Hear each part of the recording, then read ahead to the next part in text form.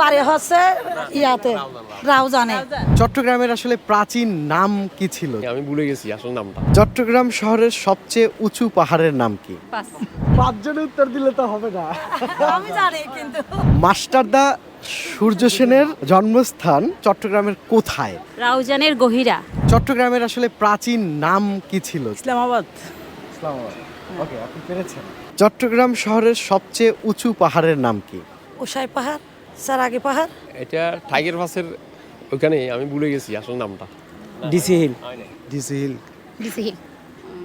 Pass.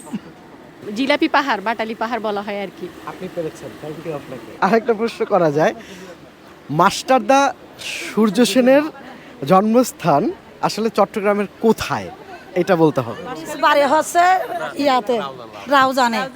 আর নানুর বাড়ি হচ্ছে পটিয়াতে। পাঁচজনে উত্তর দিলে তো হবে না। আমি জানি কিন্তু রাউজানের আসলে কোন জায়গায়?